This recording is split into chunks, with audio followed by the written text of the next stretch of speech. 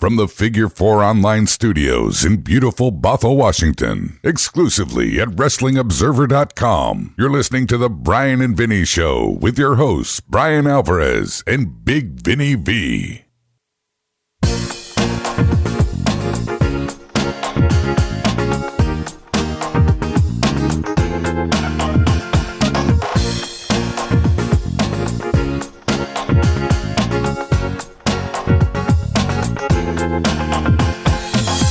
All right, everybody, it's the Bryan and Vinny Show, December 6, 2018, figure4online.com/wrestlingobserver.com. Thursday here.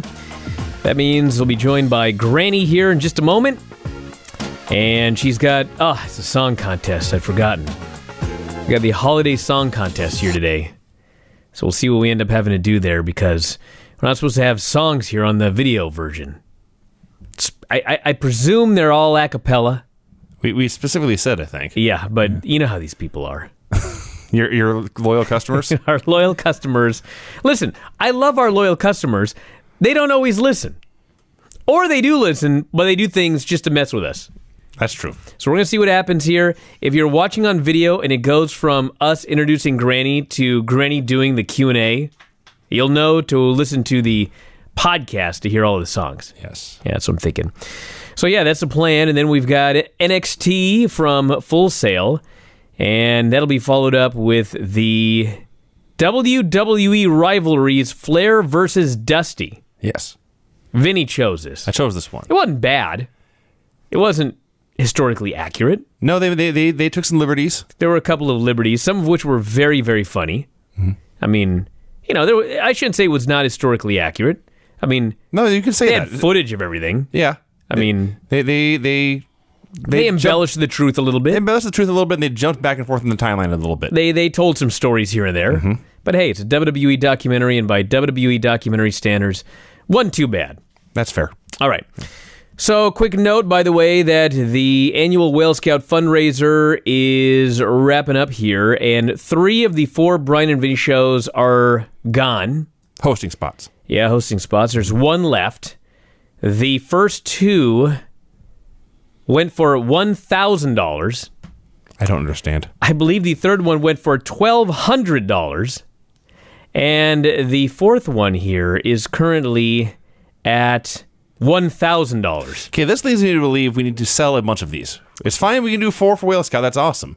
You want to sell it and just make money? Yes. We'll talk. What? Yes. Come on now. There's 4 a year. That's why they're so valuable. Right. If we did, we don't need to do 50 a year. Well, if we did 20 a year, they'd be. We don't need to do 20 a year. Nah. We can do 1 a month. $4,000 to charity, Vinny. Right. Every single person here, they can write off this co-host spot. Mm-hmm. So it's a great deal for everybody. I want to thank everybody, by the way. We have people calling their shots. They already know what show they want to review. The fellow that won today that spent $1,200 does want to watch Retro Raw Nitro. Why? I believe he's got the exact date. I think it's the end of May. Okay. It is the Viagra on a pole match edition of Nitro. He can't wait for that one. Well, he is nodding his head in approval. Yes. So that is something worth fighting for in Tony's eyes. Yes, that's the plan, everybody. And yeah, thanks again. If you want to bid, head to my Twitter at Bryan Alvarez, and the actual fundraiser, not related to Bryan and Vinny co-host spots, we're at $3,064 out of a $3,500 goal. So we're trying to make $500 more. There's a bunch of cool perks up there if you're looking for a Christmas present. If you have somebody that loves whales. Hey, there's even 2-night stay at our Cannon Beach condo. That's a very nice condo. It is. Vinny's been there. Yes. He can tell you how nice it is. 2-night stay, 2-bedroom, ocean view condo. Mm-hmm. You look right out the window at the rock from the Goonies. Yeah. You can see One-Eyed Willie's ship. Yep. Hell of a deal. $500 for 2 nights. Walk into town, get some chow. Yep, you can walk to town. Sleeps up to 6 adults. Full kitchen, 2.5 baths. Available any 2 nights during the months of March and April 2019. The northbound migration season. So you can see whales as well. Oh, hey. Think about that. Apropos. And it notes, by the way, must be scheduled in advance. Don't just show up. Please. Yes. So there you go. Check it out, everybody, on my Twitter at Bryan Alvarez. All right, let's get Granny on the show here and get moving. All right, we're back here on the show. Granny's joining us here. A lot to get into here today. Granny, what's going on? Well, I have something I got to ask you about. I can't wait. I actually got email from WWE. Really? Was a survey, and they asked what gender I was and if I signed up and how old am I. Okay. How's that possible? How did they get my email? Do you subscribe to the network? Yeah, you're signed up to the network. Oh. When you sign in with an email address, and they take your email address and they send you stuff. That's right. Because you did it for me, Brian. Yeah, I did. Are there any good That's true. questions that they ask you? I never get these surveys. Somehow I don't get them. Well, that was just all they asked. Conspiracy.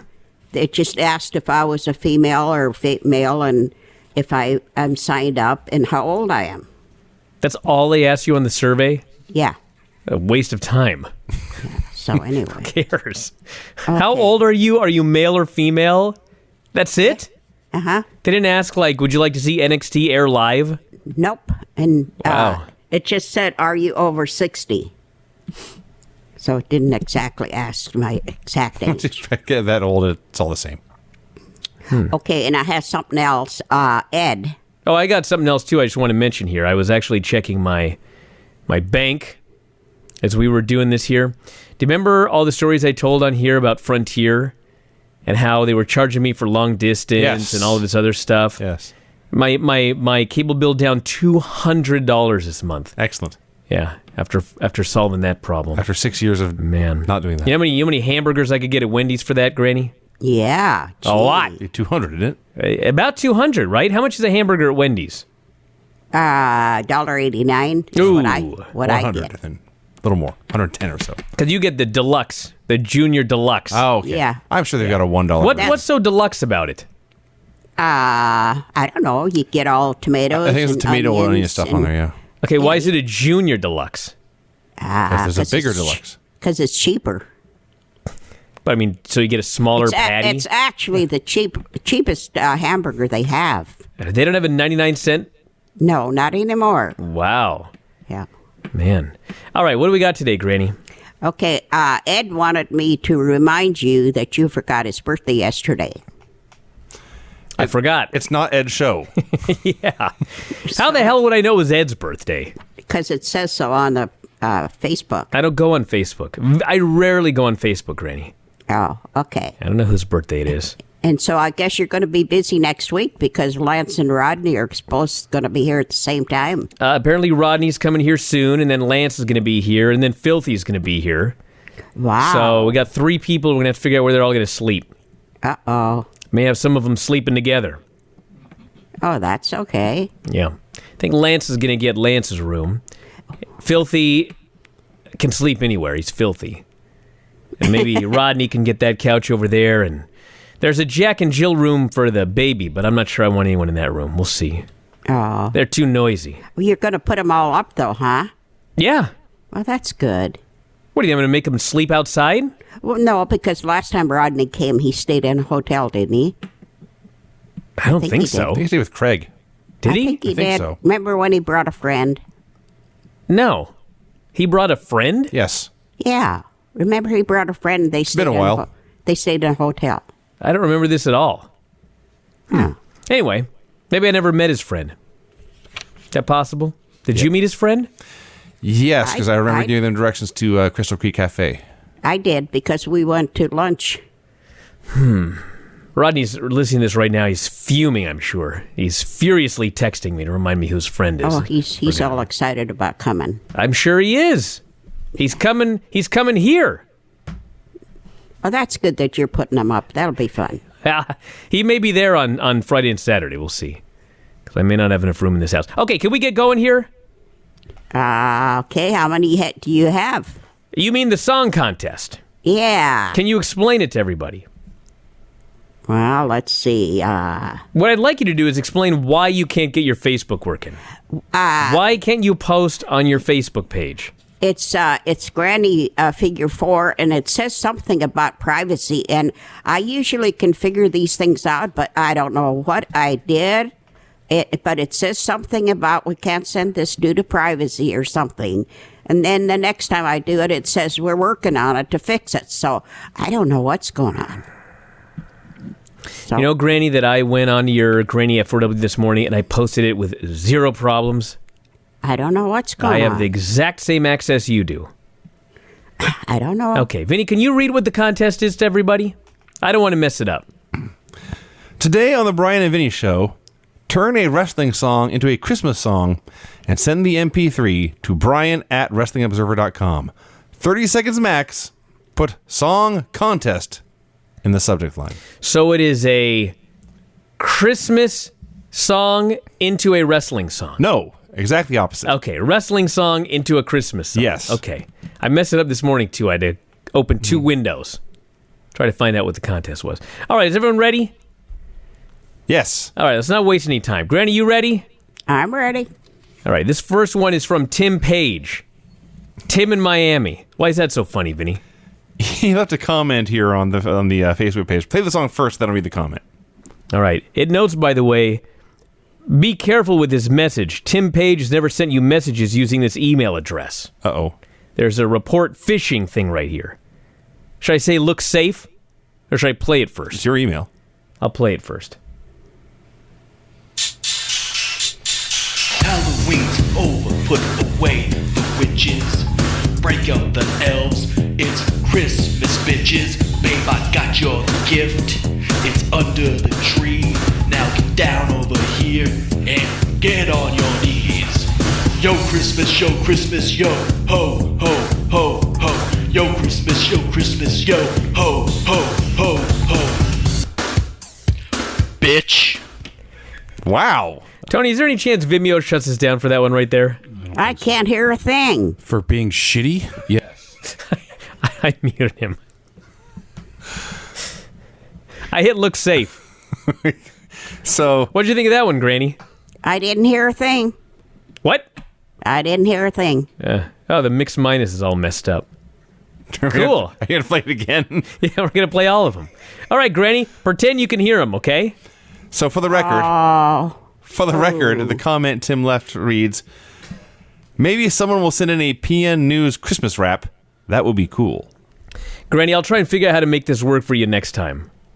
Oh, bummer. Yeah, I don't know why. I Tony, what's going on here? Like it's US. I've changed it to the USB. Yes. So shouldn't she be able to hear it, or is it another mix minus deal? It's another mix minus deal because it's coming out of your computer, but it's not going to go back to her through the... So is there any way to mix it back to her, or are we going to have to go back through here for this next time? Yeah, we're going to have to go back through there. God damn it. All right, Granny. The last one was good. Here's the next one. It was great. This is from Suake. Here we go. I am a fat old jolly soul. I'm coming down your chimney Tony, this is a good hole, one. bringing you gifts, bringing you toys for good little girls and good little boys. Bam, bam, bam. I think I set the bar too high on the last one. So the last one so far is better. How can you say that? Granny gets some coupons for free guilt trips. Brian gets his Volume might be good. each time he slips. Then he gets cookies and Irish liquor. Bridget and Whitney get big. Did you record this in a library? I am a fat old jolly soul. I'm coming down your chimney hole. Okay. He exceeded his 30 seconds right there, but I let it go. You'll like that one when we... hole, and that was better. You'll like it when you can hear it, Granny. Oh, gosh. All right, you ready for the next one? No, hang on. Okay. All right, I think I'm ready. All right. Jackson Parody, Uh-oh. a professional. Yeah. The ringer. So good, I donate to his Patreon every month. Whatever the fuck it's called. All right, here we go. Well, it's the end of the year and it's cold outside.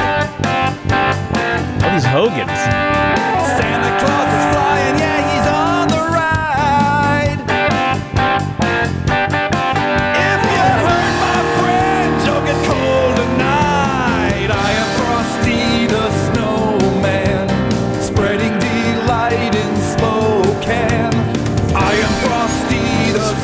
man, doing what's right. It's Christmas tonight. Trying to suck up with the Northwest reference there. Excellent. Yes, these are outstanding. Excellent work. I mean, we do this every week. We only got 2 more here. How you doing over there, Granny? Boo. Okay. Granny, I didn't do this on purpose, for crying out loud. I don't know why this is not working. We'll fix it for next time, okay? Can I hear it on our show? When when you listen back, you'll hear all of them. Okay, that's good. Okay. All right, Miles here. I'm Santa Claus, man. I'm Santa Claus, man. So many chimneys, so little time. A little tower can stop me on a dime. I'm a lover. Is that auto-tuned? Of milk and cookies. The best surprises always sneak up from behind. Santa Claus, man. Yeah, I'm Santa Claus, man. I'm Santa Claus, man. Oh. You know the best thing about that one is? Everything. That's less ridiculous than Ass Man. Think about that. These are great, Granny. You're missing out, but you'll hear them on the replay. All right, one more here.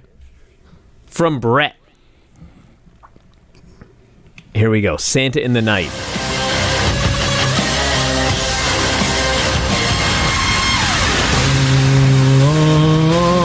Santa Claus is in the sky. Oh, reindeer got him flying high.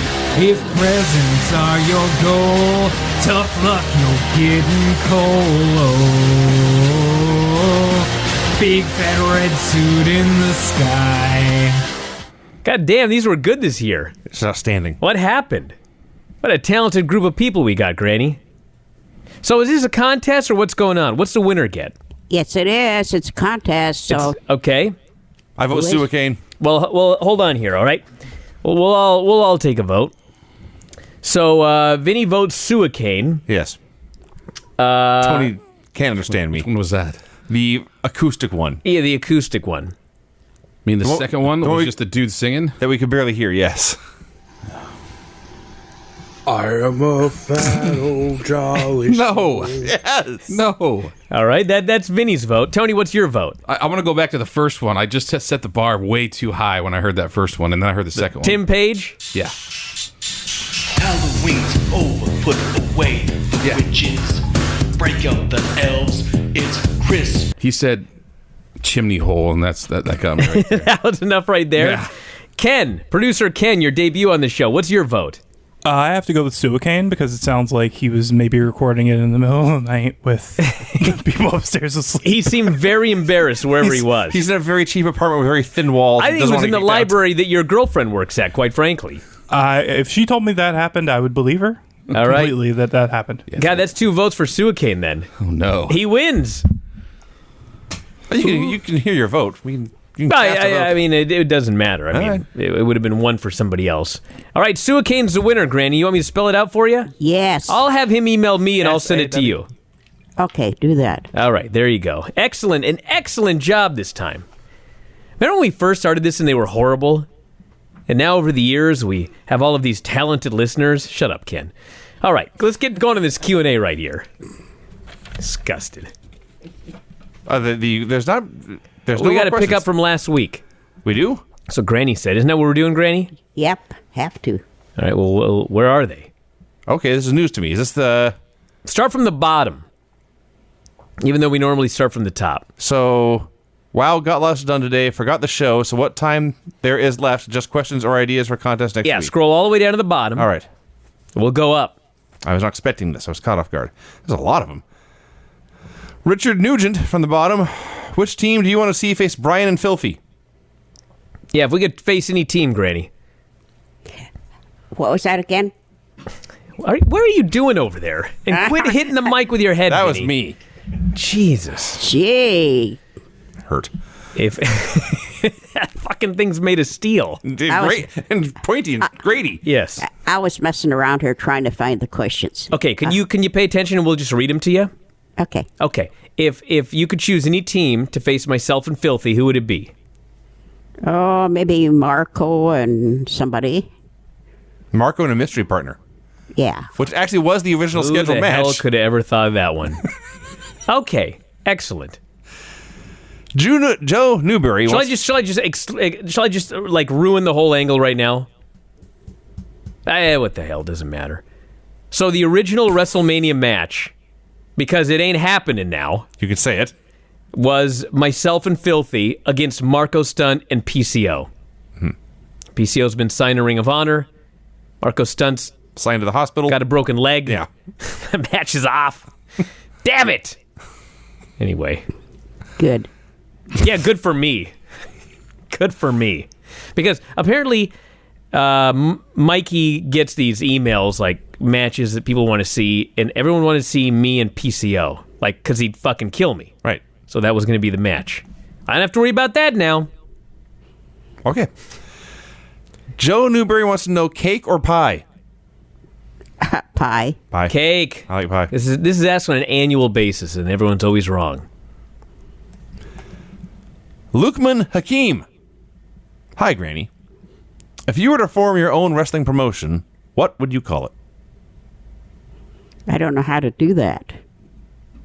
We didn't ask if you were going to do it. We said if you could. What's the rest of the question? What would you call your wrestling promotion? What would you call your wrestling promotion, Granny? Granny's Figure 4 wrestling promotion, I guess. Perfect. Whatever. GFFWP. That's a winner. No, it's the GF. What was it again? Say it again. Granny's Figure 4 wrestling promotion.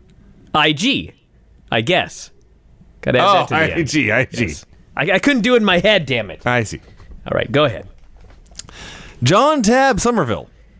Good afternoon, Mrs. Gibson. Who was the second greatest wrestler from the YWF after Vincent Verhey? Bryan, of course. Oh, I'm sorry. The correct answer is Redwood. Redwood. Bryan. Yes, Granny. That's you. Whatever. Damn straight, it is me. Okay. Error. No, I don't know what's going on. Liam Stolaric wants to know, hey, Granny, if you could go back in time and show people from the past a piece of technology, what would you show them to freak them out? Oh, we already had that one, didn't we? No. I choose an iPhone. I'm still going to go with airplanes. I choose fire. How far in the past are you going? Yeah, a flamethrower. How about that? That's up there. What would you show people, Granny? What piece of technology would you show a caveman to blow their mind? Whatever the cavemen were carrying around. Those spears or whatever. No, what would you show them that's modern that would blow their minds? Oh. Like an airplane? A radio. A radio. Okay, thank you. That's a good answer, actually. That qualifies. Yeah, a box that people talk at. There's a voice trapped in there. Yes, a little man's in there. Yes. Heath Cady has a contest idea. Everyone come up with an idea to have a full hour of Baron Corbin on Raw and make it interesting. I can't do this contest. Not after tonight. That's a big step down. This would just drain my soul. Craig Zersh wants to know, could you ever live in a retirement home? And if not, would Bryan look after you at his place? We're going to all find out the answer someday.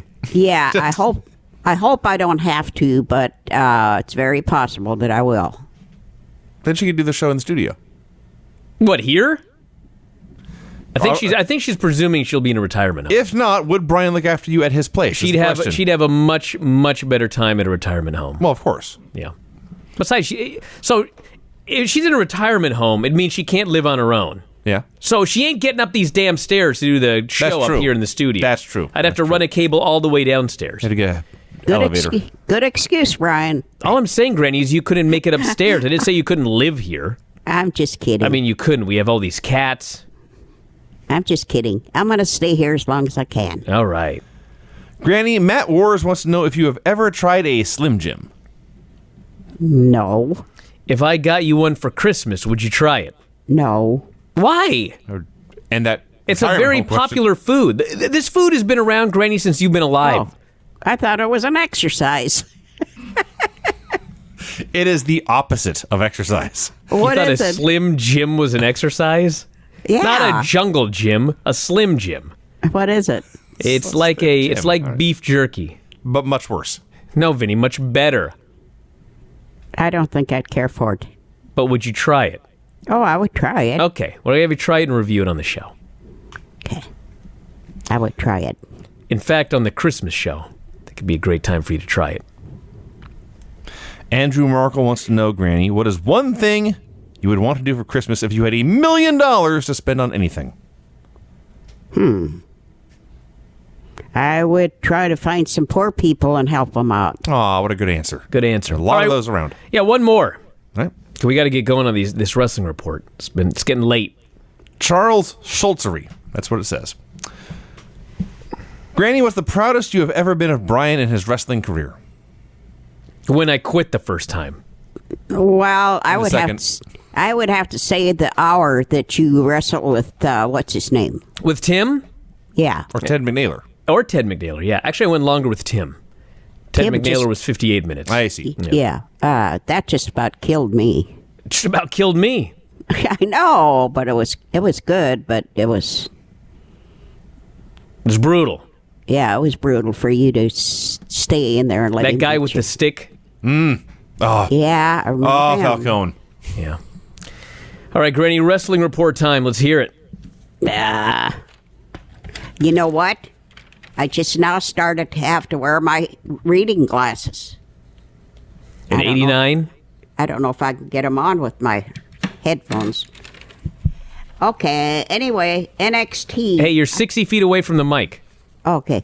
I have a feeling I did this one before, but I looked at the date and it looked okay. It was Dakota K versus Baszler. That's new. You just have seen the match 50 times. They've done it quite a Oh. few times, yeah. Yeah. Oh. What do you mean it's new? It's a new show, Granny. Oh. Yeah.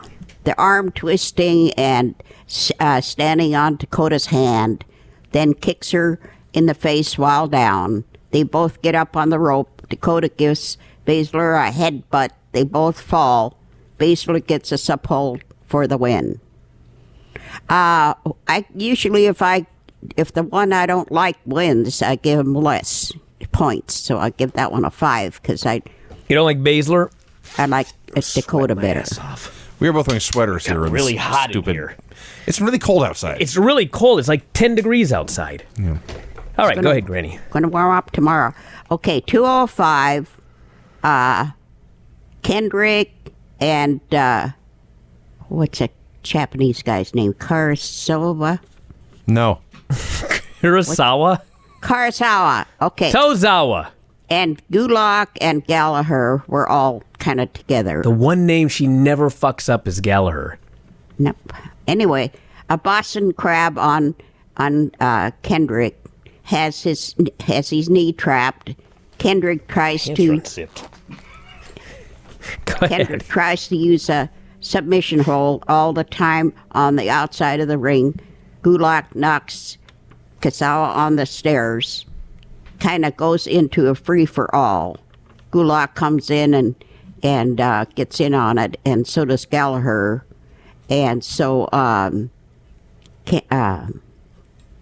Gulak and Gallagher win it. I'll give that one a 4.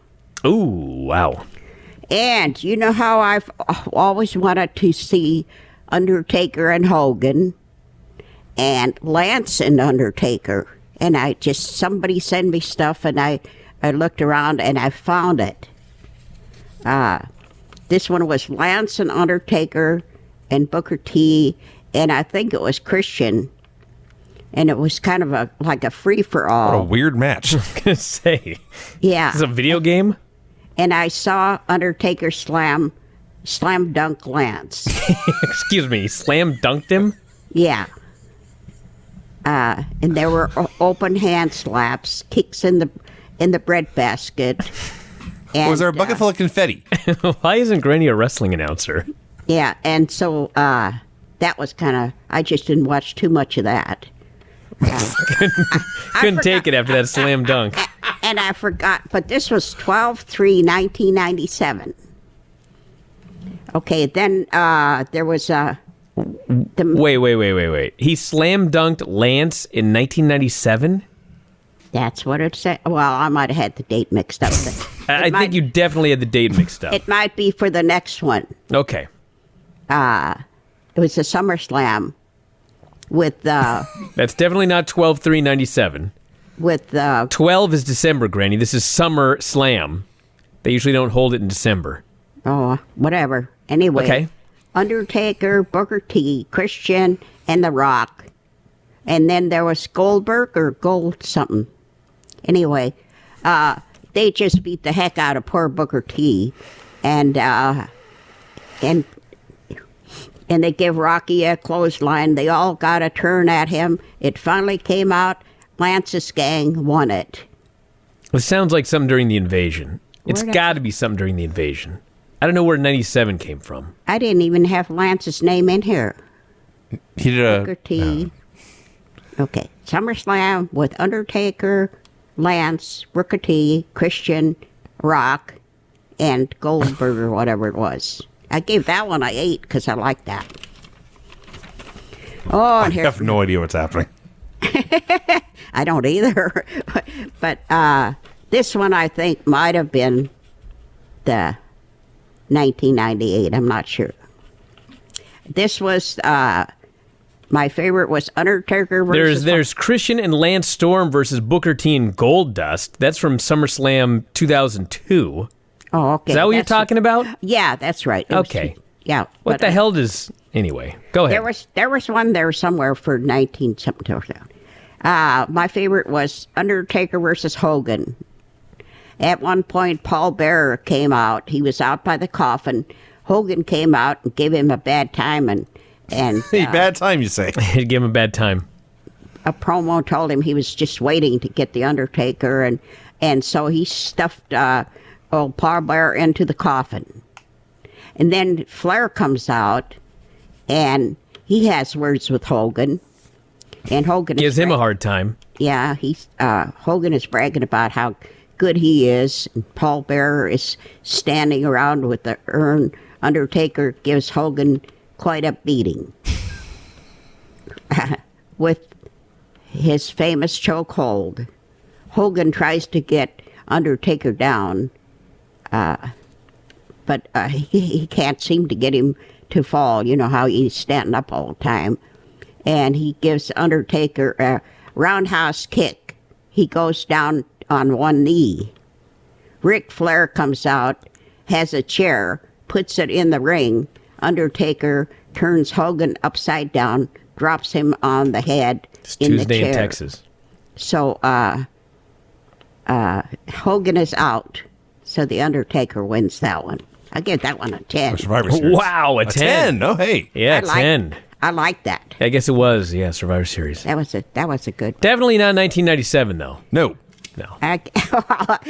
There was one. 1991. There was one for that date, though, but I don't remember. You know, because I watched so much of it, and I had so many notes, I didn't even know what was going on. Join the club. One of these days, I'm going to have fun and just mix them all up. I feel like you do that every week. You think so? Basically. Anyway, I don't care. Good for you, Granny. Good for you. I don't care. All right. Anything else? Nope. I'm ready to go. It's a quarter. Well, I don't go to bed till 1 anyway. All right. What are you complaining about? I'm not. Okay. Well, good work this week, Granny. Okay. All right. Be ready for next time. We'll do questions or something. Okay. All right. Sounds good. I'll see if I can't get it to work. I'll just let you put it on. Please, Granny. Yes, please. Well, I tried to get you to do it a day early because I thought if you did it a day early, then more people would... Okay, well, let me tell you what happened, Granny. I knew that my mom and my sister were coming over to put up Christmas decorations, so I thought they'd be able to help you figure out Facebook. So I gave them some time to do that. But then it didn't happen, and I figured, well, maybe Granny will figure out how to post on her page. Didn't happen. And so finally I did it this morning. Yeah, see, we could have, if you'd have put it in yesterday, we might have had more entries. Well, you can't hear them anyway.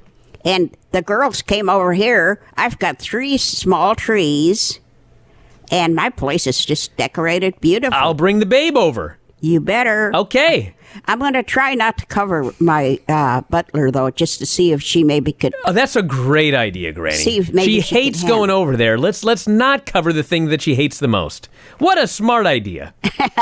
Well, I'm thinking she might be a little older and she might like it. Nope, she won't. She won't, so I'll cover her. No. I'll cover her. Okay. How does she like your big tree? Hey, can we go, Granny, or what? Okay. She loves the tree, Granny. She loves the tree. Okay. Any other questions? You know who she hates? The Grinch. Yeah. You know the Grinch, how the Grinch stole Christmas? Yep, I saw that movie. Yeah. We go to the bookstore, I have to turn every Grinch in the store around, all these cardboard cutouts, or she won't go into the toy area. Okay. All right, Goodbye. good? Goodbye. All right, talk to you next time. Goodbye. All right, we're back. What an amazing woman she is. She sure is. All right, let's get going. NXT. NXT, December 5th, 2018. Matt Riddle comes out to wrestle, and who should his opponent be but Punishment Martinez? Stop jumping ahead here, Vinny. Matt Riddle has my favorite entrance in all of wrestling. It is great. It is the best entrance in all of wrestling. That fucking music. It's horrible. It's the worst Dr. Dre knockoff. Perfect. But it's so perfect for this guy. If he ever gets another song, I will never watch this show again. Do you understand? This needs to be like Shawn Michaels music. It can never, ever be changed. It's straight out of, like, the late 90s in WWE. Yeah. It's like, it's kind of half Public Enemy's music. You know what I mean? It's got that weird, you know what I'm saying? Sure. Oh, fuck, it's great. I gotta see if it's online. Go ahead. Okay. I'm sure it is. It'll probably be $2, but... So, yes, Punishment Martinez... I can't play it. Damn it! I hate this video thing. Can you play, like, in the background? Nah, it's not gonna work. Go ahead. So, Matt Riddle gets months of plugs and teases and promos before his debut. Keith Lee gets all this hype. Punishment Martinez just walks out. Yeah. Gets a big ovation. Had a hell of a match while it lasted. They did. Now, my They one had a sprint. My one complaint has nothing to do with the men in the ring. They're doing the Monday Night Raw camera cuts. We gotta cut the camera every time a strike connects. Now, this is never not annoying. It's never a good idea to do this. But the idea behind it, I understand the theory is we need to cut cameras so no one can see these strikes aren't actually connecting. That's stupid, but I understand that theory. But when Matt Riddle is throwing really hard kicks to Punishment Martinez's chest and they're echoing throughout the arena, you don't need to cut away from them.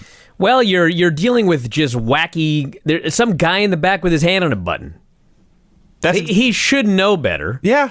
But apparently it's just like, you know, we're training for the main roster. So it's developmental for the director, too. Exactly. But yes, if you've got a good kicker in there, you don't have to switch the camera every time he kicks. No. It actually takes away from the great kicks of the guy. It takes so much away. Now, if a guy fucking sucks, then yes, you should cut the camera every time he throws a strike. Because he's probably going to miss. It's going to look like shit. But there's never, ever is there a reason to do the rapid zooming that they do. No. Which, by the way, you'd have killed yourself if you'd listened to the Observer Radio where I brought up the incessant zooming, and Dave Meltzer, like, calm as can be, says, I never really noticed it. I was like, are you blind? How the fuck can you not notice that? That's the most annoying thing in the whole history of wrestling, that incessant zooming. It doesn't bother him. It's as bad on Raw and SmackDown as it ever has been? Oh. Yes, Ken. From a blind person, it's really, really annoying and noticeable. Yeah, he's blind. It bothers him. Crying out loud. That's tremendous. All right. So, yes, this match was a lot of fun. We had Riddle throwing a flying forearm and Morrow calling it a flying burrito. Yeah, what do you do that for? Because a tribute to Raging Bull. I guess. We had Punishment Martinez going on offense, and the announcers claiming that when he was growing up, his dad made him fight 6 men at a time. It's classic pro wrestling bullshit there. They had a great, as you noted, a sprint. It was 3 or 4 minutes. It was awesome while it lasted. And I love the finish. Riddle goes for the bro mission, which is a twister in MMA. It's basically an abdominal stretch on the ground. And Punishment briefly fights him off. So Riddle just throws chops to the chest, about a dozen of them, puts the hold on, taps him out. Chest chops? They were chest chops. Yeah. Yeah. Matt Riddle is awesome. I know we all know And they this. played his damn music again. They played his music again. It's so the great. crowd loved, made a great I celebration. watched his entrance 3 times. That's why when you guys showed up, I had to watch the end of the show. Really? Yeah. well. I kept watching his entrance over and over. Matt Riddle's awesome. So anything you want to watch out of him, I'm fine with that. His goofy strut to the ring, his fucking yellow outfit. The Bruce Lee music. the Bruce Lee knockoff with bro across the hips. Dude. He's got It's the so hat awesome. crooked, the long hair. He's Awesome. the best. He's amazing. And as he's celebrating, however, Cassius Ohno appears, lays him out with a rolling elbow, and everyone boos. Yeah. I think there were mixed reactions for Cassius up to this point, but they know now they hate this guy. How funny that when you're not on the main roster, the bad guys get booed and the good guys get cheered. And it's not all fucked up. Had a Ricochet hype video. Oh, fuck. So, I love NXT, all right? I have very few complaints, but I have a couple of complaints. All right. First off, I know that they're training everybody for the fucking main roster, but, like, would it be that bad if in developmental the guys just got to hold a mic and cut a promo and look into the camera? They have to have somebody asking them questions before they can cut their promo. Okay. These questions are so fucking stupid. He's standing out there, and this fucking moron goes, this is his question. How do you plan to keep on winning? Yeah, that was his question. And, of course, Ricochet has no fucking answer to this stupid question. He just kind of babbles on for a while and then goes, well, I'm going to go talk to William Regal about my next championship That is defense. how it went down. I was like, how do you plan to keep Okay. on winning? That was the Can't question. you just let him cut a fucking promo? So, first of all, real quick, the hype video, it's Ricochet doing awesome moves. If you can't make a Ricochet highlight video look awesome, you need to quit. Yes. They made it look awesome, so they do not need to quit. The only good thing about the interview session afterwards in the parking lot was Ricochet's dope smoking jacket. That was great. So, yes, he's going to defend the North American title next week against a mystery opponent. Heavy Machinery promo. First, they lifted weights for a while. They say it's been 1.5 years since their last title shot, Dear God. which seems impossible to believe. Against the AOP. And they still seem new. Yeah. So they're better now. They're ready for another shot. They promise not to leave NXT without winning those tag titles. Well, at this rate, they'll never leave NXT, so there's no real hurry. Bianca Belair is announced as one of 4 women who will compete in a 4-way for a title shot. And they showed clips of her winning at a live event to win that slot. That was cool. Yeah, I cannot tell who she was wrestling. No one shows up for these live events, so like they need to push them. I see. And let people know that you can go and maybe see something happen there. I shouldn't say no one shows up for the... Well, there's a lot of NXT shows that are drawing like 600 fans. Okay. This is WWE. They should be doing better than 600 fans. Fair. Humberto Carrillo and Raul Mendoza versus the Forgotten Sons. These fucking Forgotten Sons are completely forgettable. You know what I mean? They are interchangeable. There are 3 clones. Yeah. The only one I could pick out of a lineup is Gunner. Right. Because I watched Gunner for years in TNA. Uh-huh. The other 2 guys, completely interchangeable. They all look exactly the same. Nobody does anything that stands out. No. They're in there with Humberto Carrillo and Raul Mendoza, who are in there to make them look good. And do you know who looked good in this match? Humberto Carrillo and Raul Mendoza? Yes, they were the stars of this match. Yes. They looked awesome. Humberto is, like, if I ran a promotion, like, he's getting the rocket up his ass. He's so good. He's a good-looking guy. He did the fucking highest drop kick I ever saw in my... He looked like... You are so smooth in this match. It looked like that leg drop we saw from Matt Bourne. Yes. He jumped that high and then did a drop kick. Is Humberto the one who did the backwards roll into a standing moonsault? I don't remember. He's a tall one. I think it was him. He's the taller one. But Yeah. fucking, he looks so good in this match. And then, of course, at the end, they're beaten by these 3 dudes. Yes. Something's got to be done about the Forgotten Sons. They need to be... Yeah. They need something. I hate... It's like a pet peeve of mine. I hate tag teams that are 2 guys that look the same. It never connects with me. I still, for the life of me, couldn't tell you which Uso is which. I they're have twin no brothers. idea. They're twin brothers, and like I should know, but they've never given me a reason why I should like care which is which. Like, one's married to Naomi. Yeah. That means nothing to me in storyline. Like, there's no reason to care. Like, maybe I sound old, but the Hart Foundation was Bret Hart and Jim Neidhart. A skinny guy with greasy hair. Fuck, you could tell them apart in an instant. Yeah. Like, there was a million teams where you look at them and you immediately know which guy is which.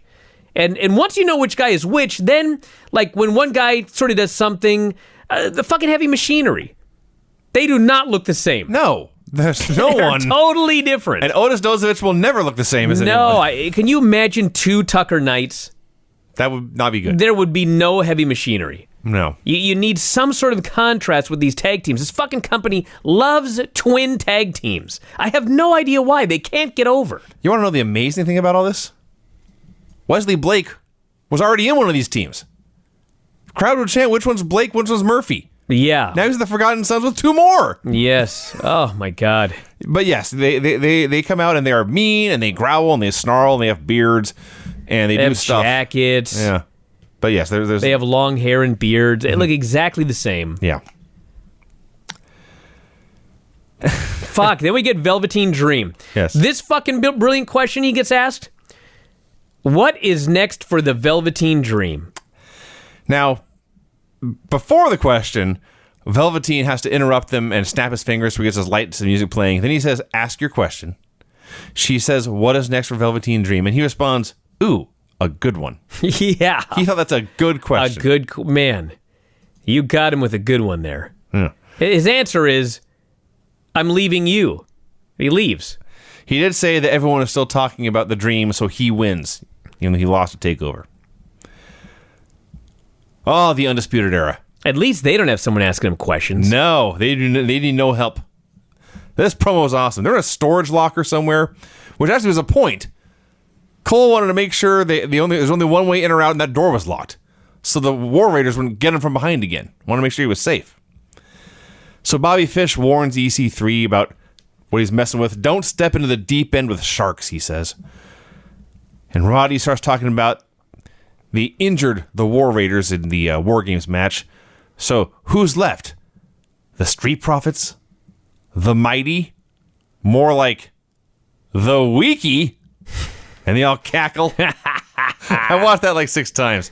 That was so awesome. This is great.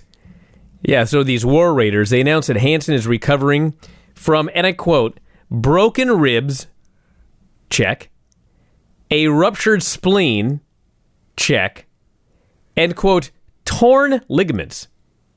Yeah. Where? Was he all over his body? Was he run over by a steamroller? Is there a specific ligament that's torn, or is it all of his ligaments? All of his ligaments are torn. Oh, fuck. I liked it because the whole idea is you putting over War Games is super dangerous. That's true. Next year it'll draw. But that was wacky. They were so specific about everything, and then they just said, and torn ligaments. Yes. His hand, his foot, his groin, his neck, his head. Yes, all the above. Where the fuck are his ligaments torn at? Dakota Kai versus Shayna Baszler.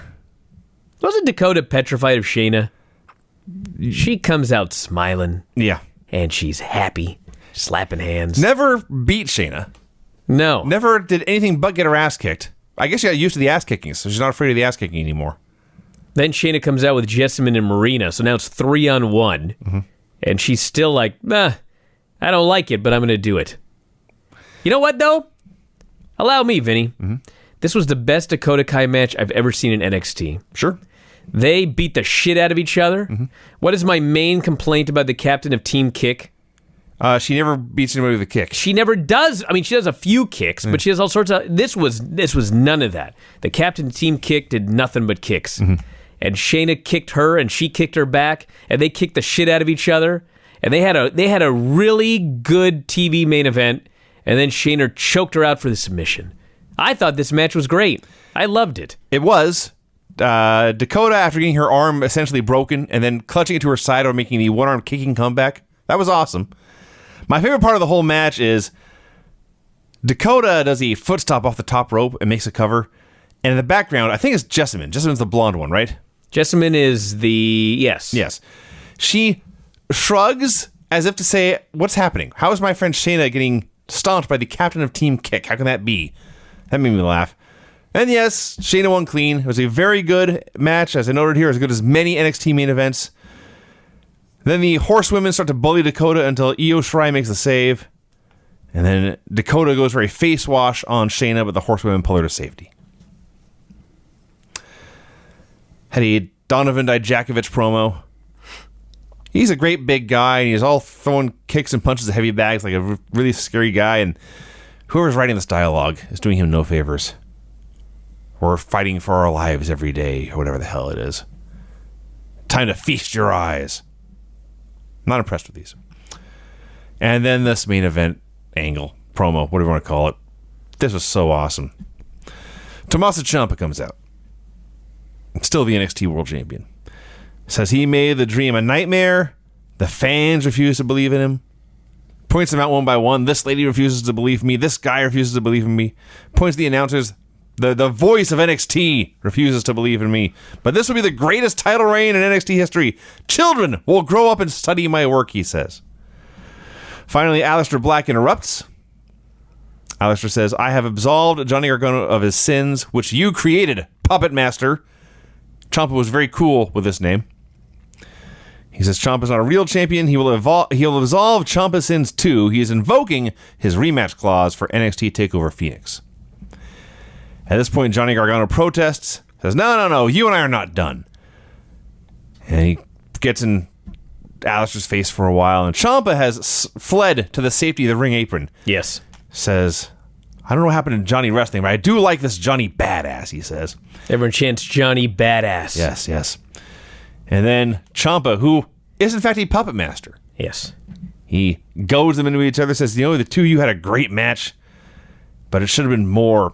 Now, this is just my opinion, but if it was me, I'd want to finish things once and for all inside a steel cage.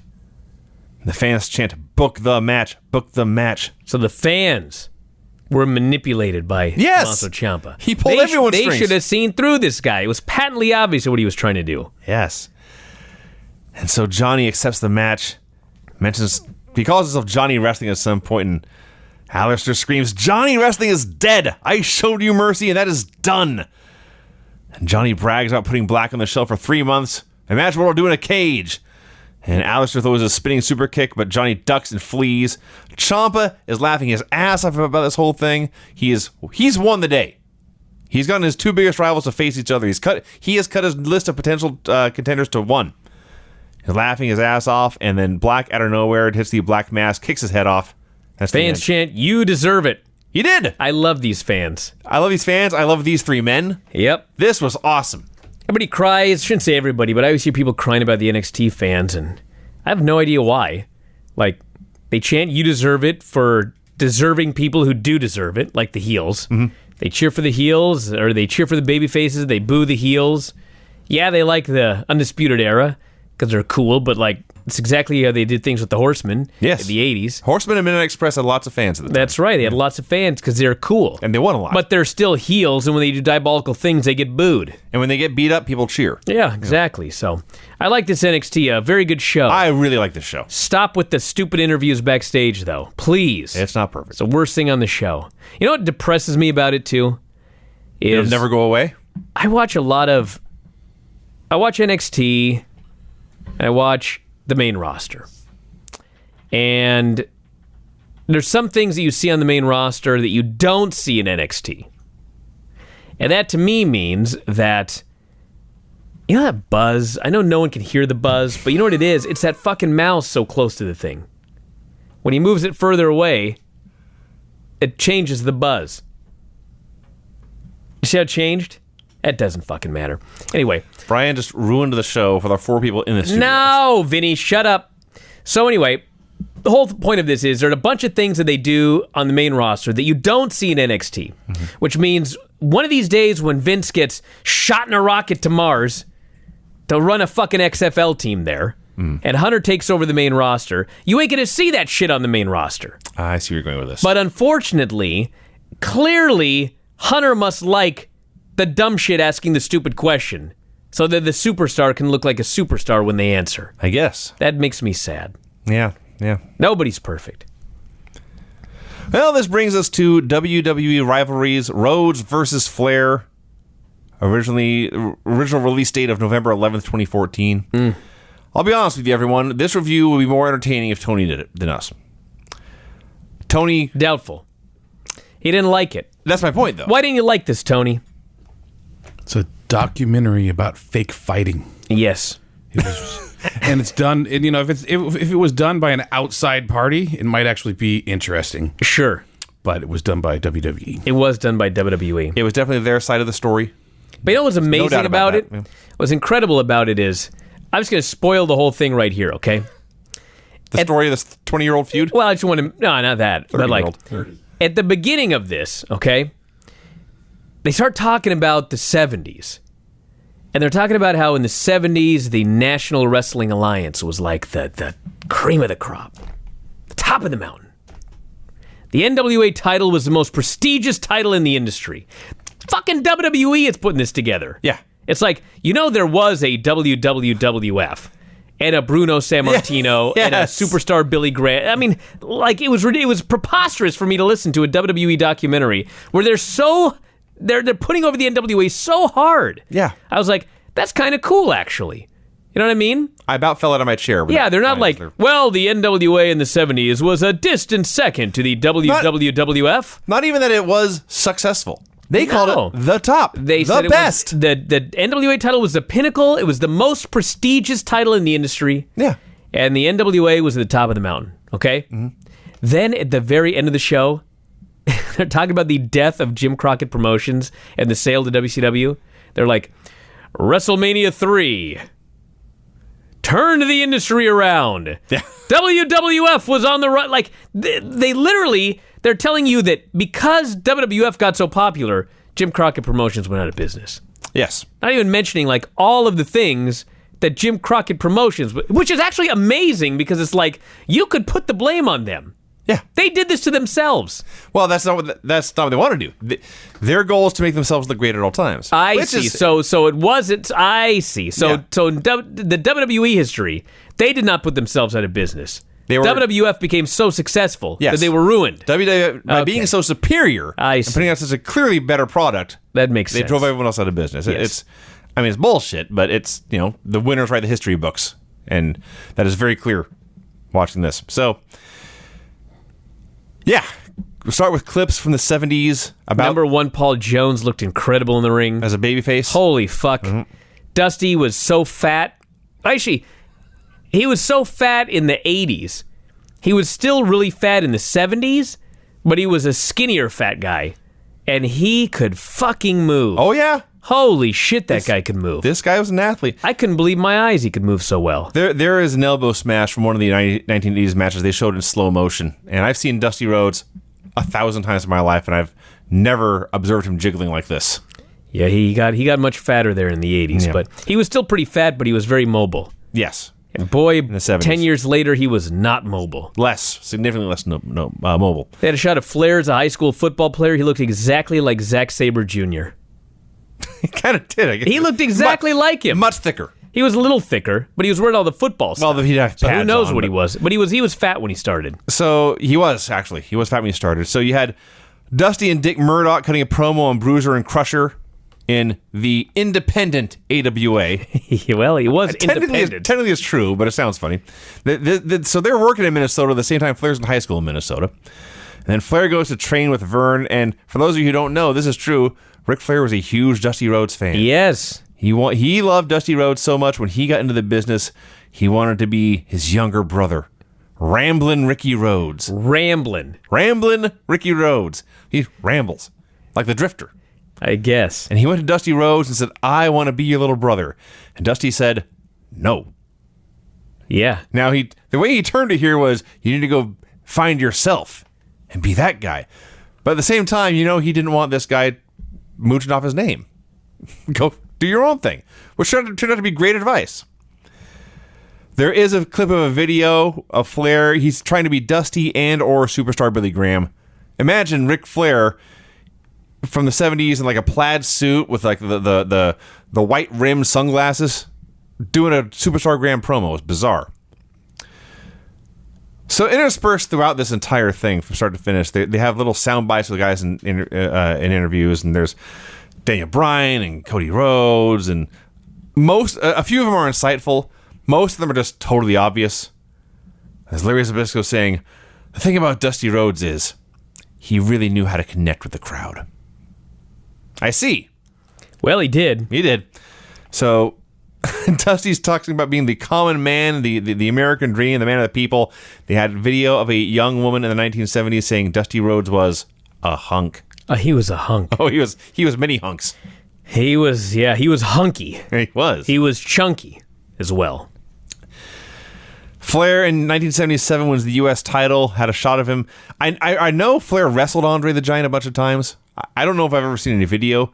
He's cutting a promo here with Andre in the corner. It's the only time I've ever seen them in video, I think, in the... I always love these together. 70s videos of Andre. He's like in street clothes. It is such a 70s outfit he's always wearing. Like maroon. He's wearing some, he's got like the pants up high and the big polo fucking shirt with a giant collar. Yes. It's awesome. And the big afro. Flair's talking about all the women in the crowd, and they talk about how Flair is the anti-dream. He had robes, he had jets, he had limos, he had women.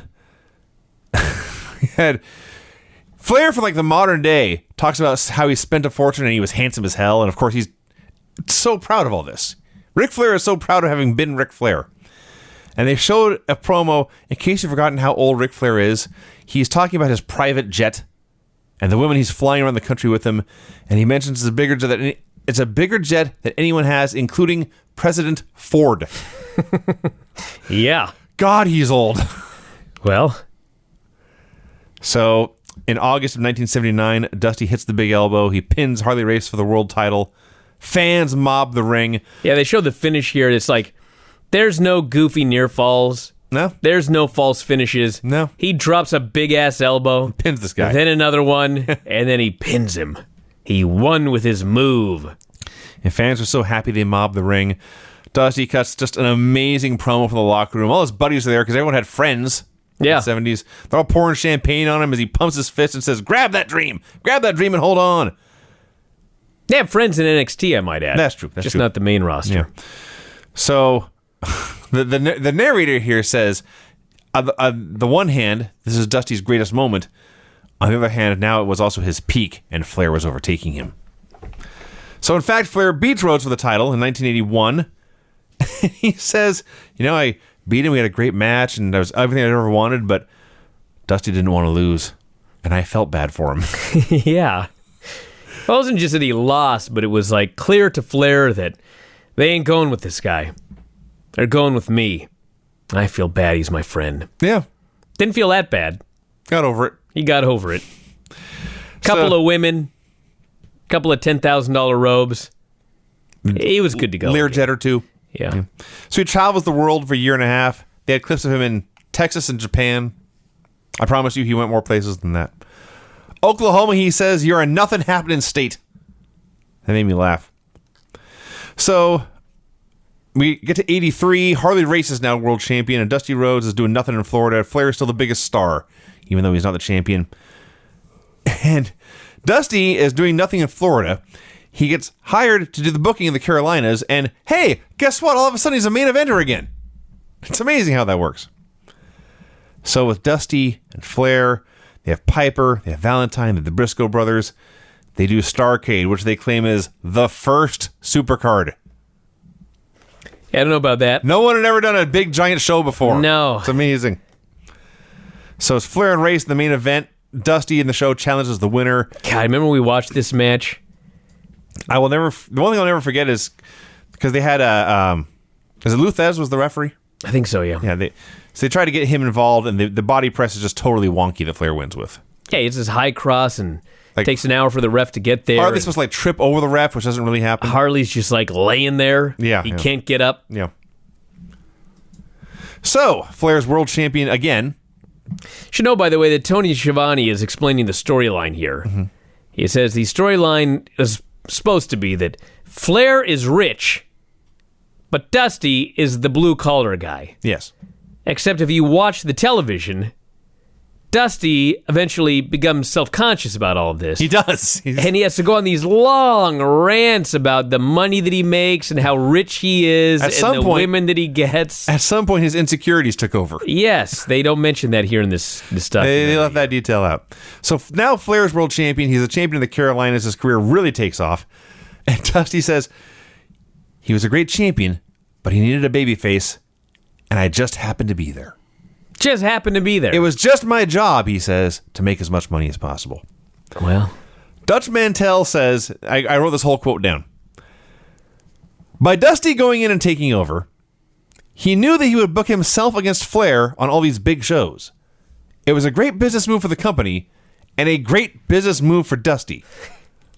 Yes. Indeed. It did do big business. Yeah. But it was a great business move for Dusty. It was an outstanding business move for Dusty. Yes. So they talk about how, at this, in their words, which is bullshit, but in their words, promos became very, very important right about here. 75% of our industry, they say, they came out talking guys into the building. Like no one had ever cut a promo before. So they didn't talk much about it, but they indicate that the competition to be the top guy became very real off camera. They had been friends, and they have a lot of differences about this time. Talk about WWE getting hot with Hogan, starting to raid talent, gain exposure. So to counter that, they went with Starrcade 84, Flair versus Dusty for $1 million. Oh, the $1 million.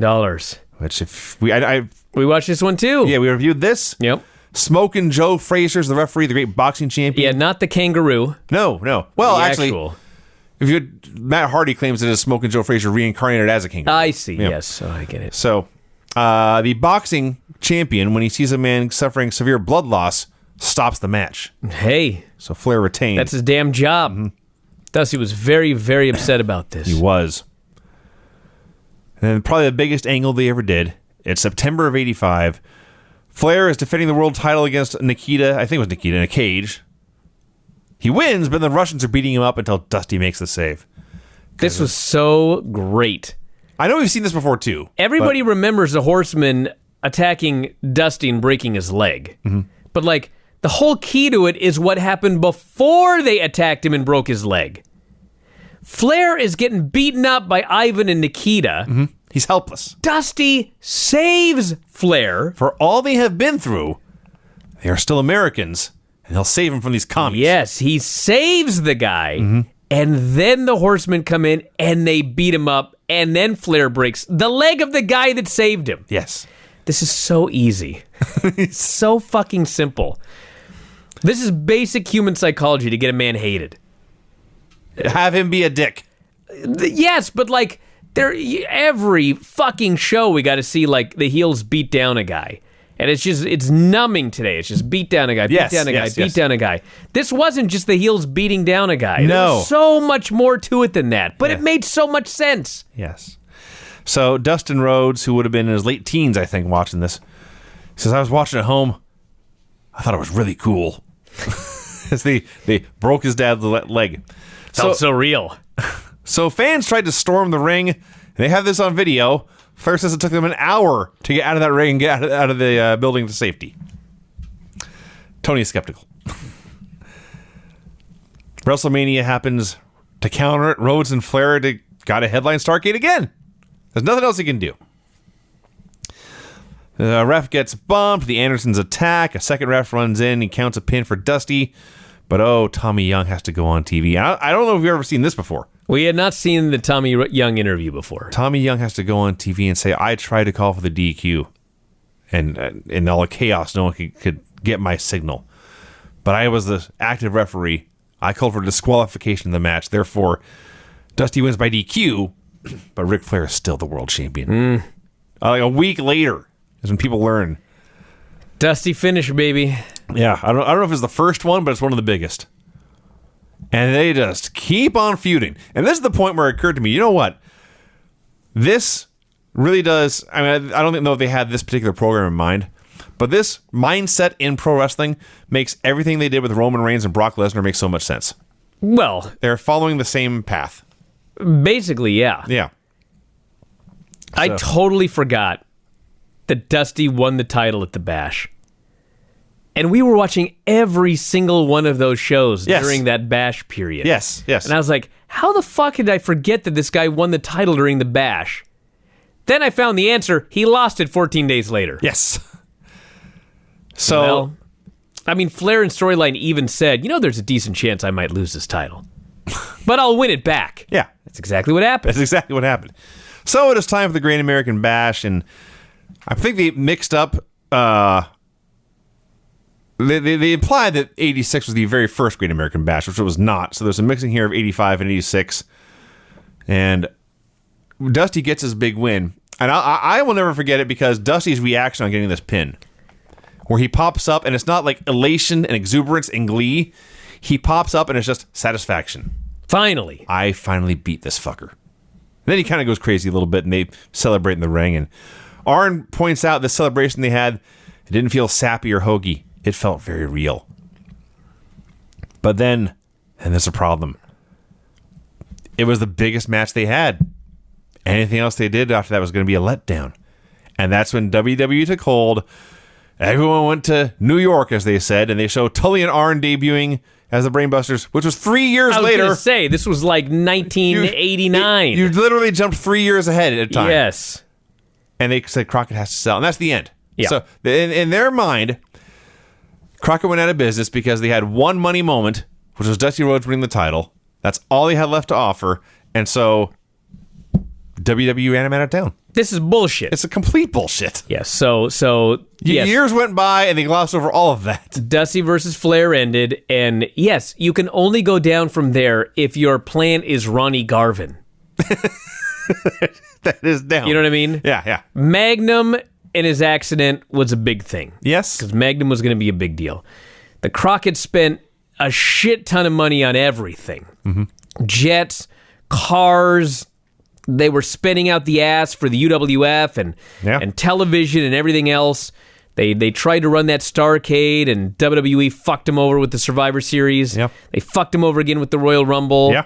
Then Crockett tried to fuck them over at WrestleMania with the Flair Sting match. The Clash. Then the cable company said, fuck you both. Stop this bullshit. And by that point, they just had lost so much money that they were on the brink of bankruptcy and they had to sell. Mm-hmm. That's what happened. That's what happened. Obviously, WWE was on fire. They did very well. I mean, it's and not nothing to be ashamed of. Yeah, but I mean, it costs a lot of money to like, nowadays, the cable stations offer $2.3 billion for your show. That didn't happen back then. It did not. Back then, like, I think Memphis television, they actually got paid. It was like one of the only places that actually got paid for television. Right. Everybody else either had a barter deal or you paid out the ass. Like Vince would come in and say, here's $2,000 a week, run my tapes. Yes. And your TV show was not the draw. Your TV show was a commercial for your house shows. Yes. Which were the draw. Yes, but the point of it is, like, you're paying $2,000 a week for one station. Yeah. You're trying to get stations all over the country. Mm-hmm. And then, like, you had so many of these bullshit finishes that your TV was being paid for by your house shows. And you had so many shit finishes that people stopped going to your house shows. Yes. And now you can pay for the TV and your fucking jet and your limos. And all of a sudden, I can't remember what Crockett said, but it was something like, oh, we never knew we were losing this much money. One day the accountant just told us, you're broke. Like, your fucking accountant sucks. Maybe you should have said something a little before that. And that's why they went out of business. So that's the story. It's still a fun documentary. I really, really enjoyed it. There's a lot of good clips of big angles. A lot of great promos. Yeah. Just clips of the guys when they were young. Yeah, I mean, there's... It was worth it to see Dusty in the 70s. I still... Flying all over. I'm still thinking more about Flair in the 70s, honestly. But Flair in the 70s was something else. Flair trying to be Dusty is... His first promos were horrible. Yeah. He's out there, and he just bleached his hair to look like Dusty. Flair obviously is Flair in real life, I shouldn't say in real life, when he started, he was a chunky brunette. Mm-hmm. Just the most normal looking, nothing happening. He was like Ohio, or whatever that state was. But anyway... What? Oh, Oklahoma, the nothing happened state. Yeah, the Oklahoma nothing happening state. Yeah. Then he bleached his hair. He was like Ohio. And got a fucking robe. And he starts trying to be Dusty. And the promos are horrendous. They're awful. But he fucking picked it up quick. He figured out who Ric Flair was. Yep. They had no mention of his plane crash where he almost died. Well, it was not the life story of Ric Flair. No. It was. I mean, that was kind of important in his career. Well, yeah, but it was the story of Flair. It was the story of Dusty and Flair. And even that's hard to tell in an hour. Yes. So, yeah, I mean... Where can we find this, Vinny? This is on the WWE Network. I have to look up the You go to Originals. You go to Originals and then... Rivalries. And then Flair versus Dusty. There's a bunch of others. Vinny. Well, you had it open. There are a bunch of others. The Shawn versus Triple H one started after... We should watch that one next. Maybe we'll do that one next Maybe time. that'll be the next potpourri.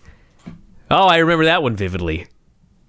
We'll watch it. I've seen a lot of it already. Yeah. All right, we're going to wrap it up, everybody. That's it for today. I want to thank you for listening. Check out the eBay auction on my Twitter at Bryan Alvarez. We'll be back on Sunday with more NWA on Sunday. No pay-per-view for another week, so you can look forward to that.